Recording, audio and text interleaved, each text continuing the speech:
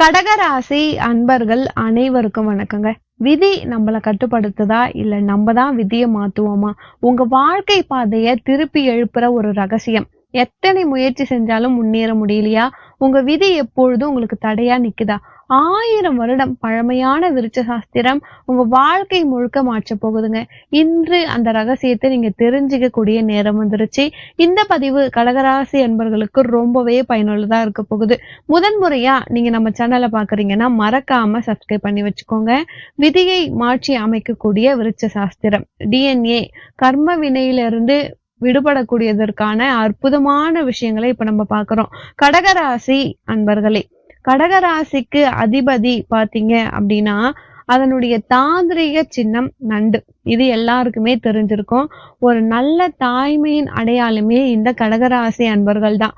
இப்பொழுதும் நண்டு அந்த குஞ்சுகளை கொண்டு சுமந்து போறதுல ஒரு அலாதி பிரியம். கடகராசி அன்பர்கள் தாய்மை உள்ளம் படைத்தவர்களாகவே இருப்பாங்க. பாசம் அப்படின்னா இந்த கடகராசி அன்பர்களை பார்த்துதான் நம்ம கத்துக்கணும். குடும்பத்தை காப்பாத்தணும். அந்த குடும்பத்தை காப்பாளரா இருக்கிறதுல இவங்களை அடிக்கிறதுக்கு யாருமே கிடையாது. நண்டுகள் ரொம்ப எச்சரிக்கை உடையது. அதனால கடகராசி அன்பர்கள் ரொம்பவே அலர்ட் ஆறுமுகம் மாதிரி இருப்பாங்க. யாரையும் முழுமையா நம்பிட மாட்டாங்க ஈஸியா. இப்படிப்பட்ட கடகராசி அன்பர்களே, உங்களுக்கு இதில் இடம்பெறக்கூடிய நட்சத்திரம் புனர்பூசம் நட்சத்திரம் இருக்கு. பூசம் நட்சத்திரம், ஆயில்யம் நட்சத்திரம். பூசம் நட்சத்திரத்துக்கு புனர்பூசம் நட்சத்திரம் ஏற்கனவே நம்ம மிதுன ராசியில சொல்லி இருந்தாலுமே இந்த ராசியில பர்டிகுலரா பாக்குறவங்களுக்கு நம்ம திரும்ப சொல்ல போறோம். புனர்பூசம் நட்சத்திரத்தின் ஊழ்வினை சாபம், உள்வினை சாபம், டிஎன்ஏ கர்ம வினை பதிவு, அதை பெற்றிருக்கக்கூடிய கிரகம். அதாவது கிரகங்களுக்கும் சாபம் இருக்கு, கிரகங்களும் கர்ம வினையோடு ஒன்றுதாங்க. நீங்க நல்லா தெரிஞ்சுக்கணும். புனர்பூசம் நட்சத்திரத்துக்கான டிஎன்ஏ சாபம் எது அப்படின்னு பாத்தீங்கன்னா சனி சாபத்தை பெறுகிறார். அப்போ சனி சாபத்தை பெறும் பொழுது சனினால் கிடைக்கக்கூடிய நன்மை தீமைகள் எல்லாமே உங்களுக்கு கடந்துதான் வரும். அப்போ இந்த சாபத்துல இருந்து விடுபட முடியாம இருந்தா சாபத்தை நீக்கக்கூடிய மந்திரம் ஒரு பேப்பர் இருந்தா கூட நீங்க எழுதி வச்சுக்கோங்க. ஸ்ரீம் நூம் நூம் நசி மசி, இந்த மந்திரத்தை நீங்க சொல்லுங்க. கண்டிப்பா ஆற்றங்கரை, குளத்தங்கரை, ஏரிக்கணை, கிணறு, இல்ல பசுமாடு கட்டி இருக்கக்கூடிய இடம், வில்வ மரத்தடி, அத்தி மரத்தடி, நெல்லி மரம், இந்த மாதிரி மரத்தடியில உட்கார்ந்து நீங்க சொல்ல சொல்ல உங்களுக்கான வெற்றி உண்டாகும். உங்களுடைய வாழ்க்கையில தாம்பத்திய உறவில் வரக்கூடிய பிரச்சனை, கணவன் மனைவி அந்யோன்யம், பல வகையான குடும்பத்துல ஒற்றுமை இல்லாம இருக்கிறவங்க, அடிக்கடி கணவன் மனைவிக்குள்ள சண்டை, சச்சரவுகள், பிரிதல், இது மாதிரி இருந்தா பெண் பூனை நீங்க வீட்டுல வளர்க்கலாம். இல்லைன்னா பெண் பூனை படம் உருவத்தை கூட வீட்டுல மாட்டி வச்சுக்கலாம். உங்களுடைய நட்சத்திர வடிவம் புனர்பூசம் நட்சத்திரத்துக்கு வில், ஸ்ரீ ராமச்சந்திர மூர்த்தி இருந்தா ராமர் வில் வைத்திருக்கக்கூடிய படம் வைத்திருந்தீங்கன்னா புனர்பூசம் நட்சத்திரக்காரங்க சுலபமா உங்க வாழ்க்கையில வெற்றி பெற முடியும். கிரக வாகனம் யானை, யானையின் உருவப்படம் வீட்டில் இருக்கலாம், இல்ல சிலையாகவும் வச்சுக்கலாம். நட்சத்திர இருப்படம் நெற்குதிர், நெற்குதிர் இருக்கக்கூடிய இடத்துக்கு போயிட்டு அங்க கொஞ்ச நேரம் நீங்க அமர்ந்து உட்கார்ந்துட்டு வரீங்க அப்படின்னா கண்டிப்பா தொடர்ந்து உங்க வாழ்க்கையில நெல்லு போட்டிருக்கின்ற பானை, அது மாதிரி உங்க வாழ்க்கையில உங்களுக்கு வெற்றி உண்டாகும். ஒரு மூட்டை நெல்லை வாங்கி வீட்டுல வச்சு கூட நீங்க நெல்லு பக்கத்துல கொஞ்ச நேரம் உட்காரலாம். லைஃப் சிறப்பா இருக்கும். நட்சத்திர மரம் மூங்கில், மூங்கில் மரம் இருக்கிற இடத்துக்கு நீங்க போலாம். மூங்கில் அதாவது ஸ்தல விருட்சமா இருக்கக்கூடிய கோவிலுக்கு கூட நீங்க போயிட்டு வரலாம். இல்ல மூங்கில் டேபிள்லயே வச்சுக்கிற மாதிரி சின்ன சின்ன மூங்கில்லாம் இருக்கு. உங்களுடைய நட்சத்திர தேவதை அதிதி, அதித்தியே நமக, இத கூட நீங்க சொல்லலாங்க. அப்போ சாபம் தீருவதற்கும் வரம் பெறுவதற்கும் நம்ம ஈஸியா இப்போ உங்களுக்கு சொல்லிட்டோம். புனர்பூசம் 4ஆம் பாதத்துக்குரிய மரம் நெல்லி மரம். நெல்லி மரங்களை வெட்டக்கூடாது. நெல்லி மரங்கள் இருக்கக்கூடிய இடத்துல போயிட்டு இறைவனை வணங்கி வழிபாடு பண்ணலாம். நெல்லி மரத்திற்கு சுண்டல் கடலை ஊற வைத்த நீரை கொண்டு போயிட்டு மரத்தடிகளை விட்டுட்டு வர வர நன்மைகள் உங்களுக்கு உண்டாகும். தானியத்தை காகத்திற்கோ பசுவிற்கோ கொடுக்கும் பொழுது வாழ்க்கையில சகல சௌபாக்கியம் உங்களுக்கு கிடைக்கும். நம்ம வாழ்க்கையில கர்மவினை இருக்கு, அதை பேலன்ஸ் பண்ணி சாபத்தையும் தோஷத்தையும் போக்குறதுக்கான வழி. கர்மா அப்படின்னா எல்லாம் ராமேஸ்வரத்துக்கு போயிடுறாங்க. ராமேஸ்வரம் எப்படி தாங்கும்? உலகத்துல ஒரு இறைவன் நம்ம பிறக்கும் பொழுதே பல விஷயங்கள் இருக்கு. அதுல இந்த விருட்சம் இருக்கு. மரங்களுக்கு கர்ம வினையே கிடையாது. அடுத்ததாக நம்ம பார்க்கக்கூடியது பூசம் நட்சத்திரங்காரங்க. இப்போ பூசம் ஒரு நிறைவான நட்சத்திரம் அப்படின்னு சொல்லலாம். புனர்பூசம் வந்து விருது கொடுப்பதற்கு புனர்பூசத்துல கொடுத்தா வெற்றி உண்டாகும். பூச நட்சத்திரம் ராகுவின் சாகத்தை பெற்றிருக்கு. அப்போ பூசம் நட்சத்திரத்துல பிறந்தவங்க ராகுவின் சாபத்தை நீங்க பெற்றிருக்கிறீங்க. அப்போ அந்த ராகுனால உங்களுக்கு என்ன ஆகும்? தந்தை வழி பாட்டனார் ஆசைகள், அபிலாசைகள் நிறைவேறாம இருக்கிறவங்க ராகுனால சாபத்தை பெற்றிருப்பாங்க. அப்போ வெளிநாடு செல்பவர்களும் வெளிநாட்டில் சென்று கஷ்டப்படுறவங்களுக்குமே இது பொருந்தும். அப்போ சாபம் தீர்றதுக்கான ஒரு மந்திரம் இருக்கு, சித்தர்கள் அருளியது.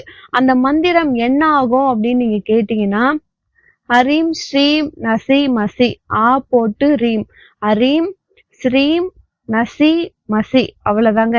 இந்த மந்திரத்தை நீங்க வந்து சொல்லுங்க. அதாவது நீங்க சொல்ல சொல்ல உங்களுக்கான சாபம் தீரும். உங்களுக்குரிய நட்சத்திர தேவதை பாத்தீங்க அப்படின்னா, அப்போ உங்களுக்கு சாபம் போயிடுச்சுன்னா தேவதை வணங்குங்க. நீங்க வந்து ப்ரும் பிரஹஸ்பதியே நமக, ப்ரும் பிரஹஸ்பதியே நமக, இந்த மந்திரத்தை நீங்க எழுதி வச்சுக்கோங்க. நீங்க வந்து உங்களுக்கு நேரம் கிடைக்கிறப்பெல்லாம் நீங்க சொல்லுங்க. நீங்க சொல்லிக்கிட்டே வாங்க. உங்களுக்கு பணம் குவியும். பணம், காசு, செல்வம் என்னென்ன உங்களுக்கு வேணுமோ அது எல்லாமே உங்களுக்கு கிடைக்கும். பகவான் வந்து அனுபவிச்சுட்டு போடான்ற அளவுக்கு உங்களுக்கு கொடுத்துக்கிட்டே இருப்பாரு. செல்வ திறவுகோல் இல்லாம நீங்க இருந்தீங்க, இப்போ நான் அதை உங்களுக்கு கொடுத்துட்டேன்.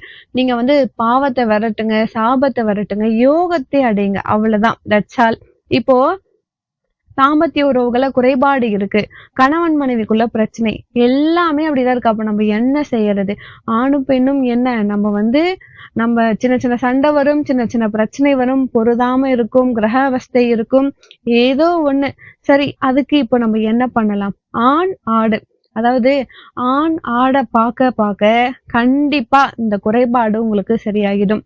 இத வளர்க்கலாமா? வளர்க்கலாம். ஆனா சாப்பிட்டுடாதீங்க.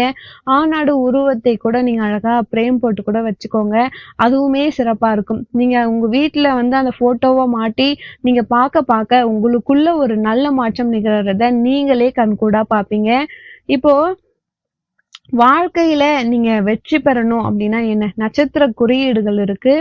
நீங்க வந்து புடலம்பூன்னு ஒரு பூ இருக்கு, அந்த பூ வச்சுக்கோங்க. அம்புக்கூடு, அதாவது அம்புகள்லாம் வச்சிருப்பாங்க பாத்தீங்களா, அந்த அம்புக்கூடு இருக்கக்கூடிய படம். பசுவின் பால் மடி, அத வந்து படத்தை எடுத்து அந்த கிருஷ்ணர் வாய் வந்து சாப்பிடுற மாதிரி இருப்பாரு, சாமி கும்பிட்ட மாதிரி இருக்கும். அந்த உருவமும் உங்களுக்குள்ள ஃபோக்கஸ் ஆகும். லைட் சைட் பிரெயின்குள்ள போகும். உங்களுக்கு வேண்டிய ஒன்று ஆகாயத்துல இருந்து இழுத்துட்டு வரும். இவ்வளவுதாங்க. கிரக வாகனம், பூசம் நட்சத்திரத்துக்கு சனி. அப்போ காக்கைக்கு சாப்பாடு வைங்க. அகஸ்தியர் கம்மலண்டத்தை தூக்கிட்டு பொழுது காக்கா தட்டின மாதிரி ஒரு போட்டோ வைங்க. அவ்வளவுதான் வந்து உங்களுக்கு சிறப்பானது. நட்சத்திரம் வந்து மனையில இருக்கும், இதை நீங்க தெரிஞ்சுக்கோங்க.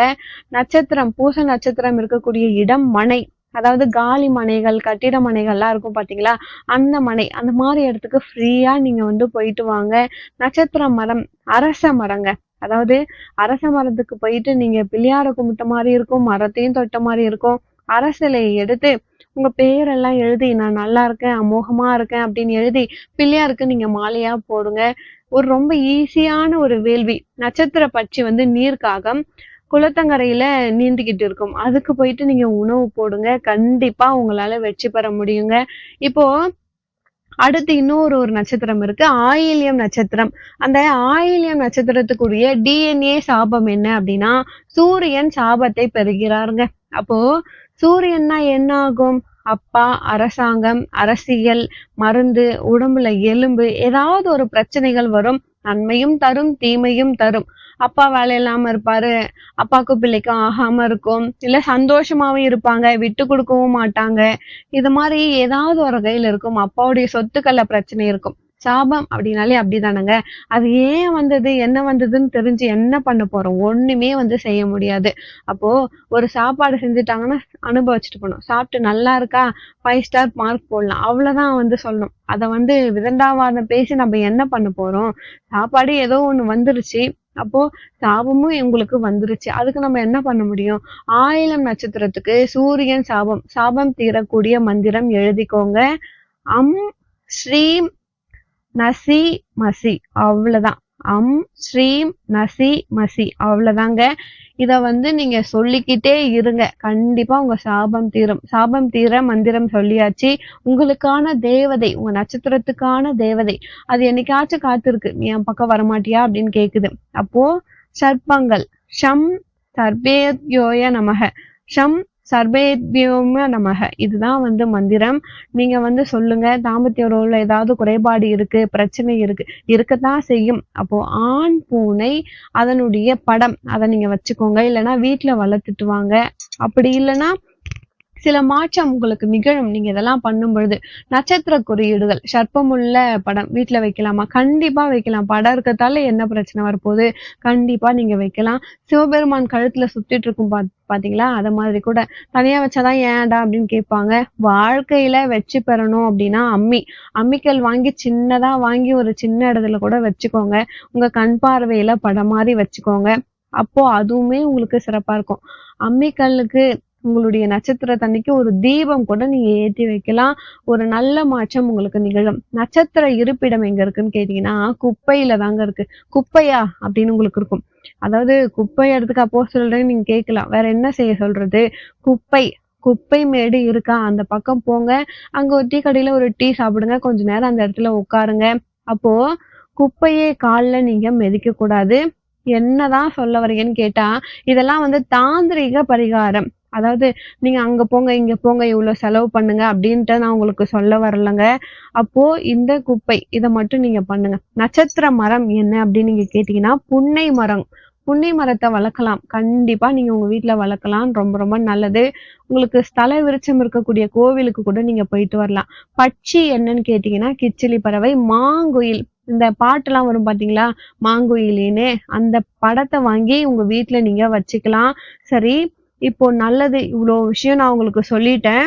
இப்போ இந்த ஆயில்யம் நட்சத்திரத்துக்கு 1ஆம் பாதத்துல பிறந்தவங்களுக்கு புன்னை மரம், 2ஆம் பாதத்துல இருக்கிறவங்களுக்கு முசுக்கொட்டை அப்படின்னு சொல்லுவாங்க. 3ஆம் பாதத்துல பிறந்தவங்களுக்கு இலந்தை மரம், 4ஆம் பாதத்துல பிறந்தவங்களுக்கு பலாமரம். இதெல்லாம் வச்சுக்கோங்க. இந்த மரங்கள்லாம் வாங்கி கன்று வாங்கி வாடகை வீட்டுல இருக்கேன், ஓட்டு வீட்டுல இருக்கேன், கூரை வீட்டுல இருக்கேன், எங்கேயோ இருங்க. செடி தொட்டியை வச்சுக்கோங்க, பத்திரமா வச்சுக்கோங்க. ஏதாவது உங்க வீட்டுல வச்சுட்டு நீங்க ஒரு 9 தானியம் ஊற வச்ச நட்சத்திரம் எடுத்துட்டு போயிட்டு அந்த தண்ணியை எடுத்துட்டு போயிட்டு நீங்க ஊத்துங்க. அப்படி இல்லைன்னா பாசி பயிறு, உங்களுக்கான ஒரு தானியத்தை முன்னாடி நாளே ஊற வச்சு அந்த தண்ணியை மரத்துக்கு கொடுங்க. அப்போ கண்டிப்பா அந்த பயிரை வேஸ்ட் ஆக்கணும்னு இல்லை, பசுமாட்டுக்கு கொடுங்க. கண்டிப்பா சாப்பிட்டுட்டோம். இதேதான். இதுல இவ்வளோ விஷயங்கள் இருக்கு. உங்களுடைய ராசி சின்னம் நண்டு, அந்த படத்தை நீங்க பாத்துக்கிட்டே இருக்கலாம். கையில கூட சில பேர் பச்சை குத்திக்கிறாங்க. பாக்கெட்ல நீங்க படம் வச்சுக்கோங்க. வண்டி, பைக்கு, கீ செயின் எதுவா கூட நீங்க யூஸ் பண்ணலாம். பார்க்க பார்க்க கண்டிப்பா உங்களுக்கு நண்டின் குணங்கள் எல்லாமே நண்டுக்குன்னு மேல ஒரு ஓப்பன் ஹோல் இருக்கும் ஆகாயத்துல. அதன் மூலியமா உங்களுடைய வாழ்க்கையில சில நல்ல நல்ல விஷயங்கள் நடக்க ஆரம்பிச்சிடும். நான் சொன்னதை, இந்த பதிவை ஒவ்வொருவரும் நீங்க பின்பற்றுங்க. புரியலையா? திருப்பினும் கேளுங்க. அதுக்கப்புறம் குறிச்சு வச்சு திரும்ப திரும்ப கேட்டீங்க அப்படின்னா உங்களுக்கான அர்த்தம் புரியும். அப்படி புரியலையா, நீங்க நான் சொன்னதையெல்லாம் எழுதி வச்சுக்கோங்க. கண்டிப்பா உங்களுக்கு சிறப்பா இருக்கும். உங்க வாழ்க்கையில உங்களால முன்னேற முடியும். இந்த பதிவு கடகராசி அன்பர்களுக்கு ரொம்பவே பயனுள்ளதா இருந்திருக்கும். வீடியோ பிடிச்சிருந்தா மறக்காம என் சேனலை சப்ஸ்கிரைப் பண்ணி வச்சுக்கோங்க. அடுத்த ஒரு நல்ல பதிவில் மீண்டும் உங்களை சந்திக்கிறேன். மேலும் உங்க வாழ்க்கையில நீங்கள் சீரும் சிறப்போடும் செல்வ செழிப்போடும் வாழ நானும் இறைவனை பிரார்த்திக்கிறேன். நன்றி.